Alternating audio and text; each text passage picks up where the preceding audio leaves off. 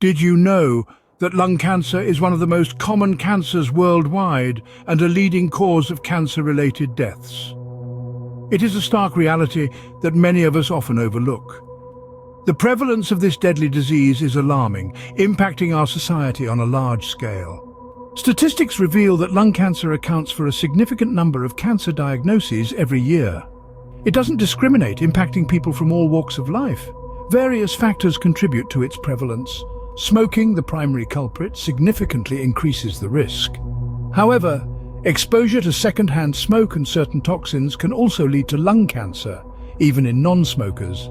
This grim reality underscores the importance of understanding the risk factors and taking proactive measures to reduce them. By comprehending the scope and impact of lung cancer, we can begin to counteract its effects and work towards reducing its incidence. Understanding the prevalence and impact of lung cancer is the first step towards prevention. Prevention is always better than cure, especially when it comes to lung cancer. Let's delve into the ways we can actively work towards preventing this disease. Firstly, if you're a smoker, it's time to quit. And if you've never smoked, don't start. Smoking is the leading cause of lung cancer, accounting for nearly 9 out of every 10 cases. When you inhale tobacco smoke, it damages the cells that line your lungs. Over time, the damage can lead to cancer. Secondly, avoid secondhand smoke. It's not just smokers who are at risk. Exposure to secondhand smoke can also lead to lung cancer. So make your home and car smoke-free zones and avoid places that allow smoking. Next, let's talk about radon. This invisible, tasteless and odorless gas can become trapped in buildings and homes, and prolonged exposure can lead to lung cancer. It's a good idea to test your home for radon, especially if you live in an area where radon levels are known to be high.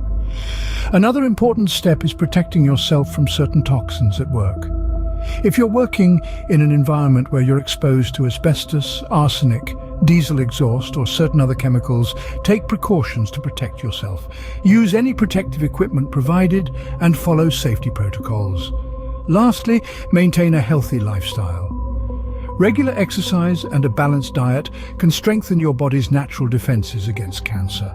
Strive for at least 30 minutes of moderate activity a day, and aim for a diet rich in fruits, vegetables and whole grains. While we can't guarantee that following these steps will completely safeguard you from lung cancer, they certainly lower the risk. It's about making mindful choices every day that contribute to your overall health. These steps may seem simple, but they can make a profound difference in lowering your risk of developing lung cancer. In the fight against lung cancer, early detection can be a game changer. Regular health checkups and screenings are essential tools in this battle. They can catch lung cancer in its earliest stages, often before symptoms even begin to surface. Screenings are particularly critical for those with a history of heavy smoking or a family history of lung cancer, but they're not just for high-risk groups. Anyone can benefit from them, as lung cancer can strike even the seemingly healthiest among us. However, it's crucial to understand that screenings have both potential benefits and limitations. They can undoubtedly save lives by detecting lung cancer early, but sometimes they might give false positives or negatives. That's why combining screenings with a healthy lifestyle is the best approach. Regular health checkups, screenings, and a healthy way of living can bring us a step closer to winning the fight against lung cancer. Remember, the earlier lung cancer is detected, the better the chances of successful treatment. If diagnosed with lung cancer, it's important to know that there are treatment options available. Let's delve into the various measures that medical professionals might recommend. Firstly, we have surgery. This traditional method involves a surgeon removing the cancerous portion of the lung. Depending on the size and location of the tumor, this could mean removing a small section, an entire lobe, or occasionally an entire lung.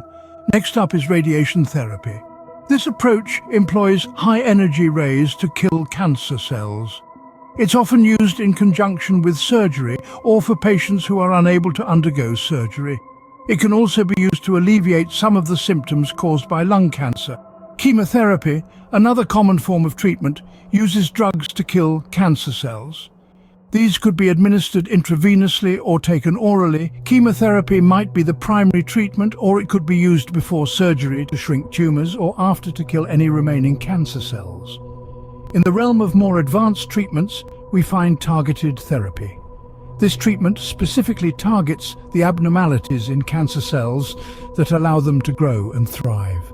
By blocking these abnormalities, targeted therapy can help stop the growth and spread of cancer. Finally, there's immunotherapy. This innovative treatment boosts the body's natural defenses to fight cancer. It uses substances made by the body or in a lab to improve or restore immune system function, helping it better combat cancer cells. However, it's crucial to remember that each patient's treatment plan should be personalized. Factors such as the type and stage of lung cancer, as well as the patient's overall health, must be taken into account. A multidisciplinary team of healthcare providers, including oncologists, radiologists, and surgeons, will collaborate to design the most effective treatment strategy.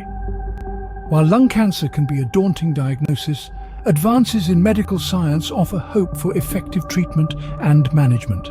With the right treatment plan, patients can navigate this journey with optimism and resilience.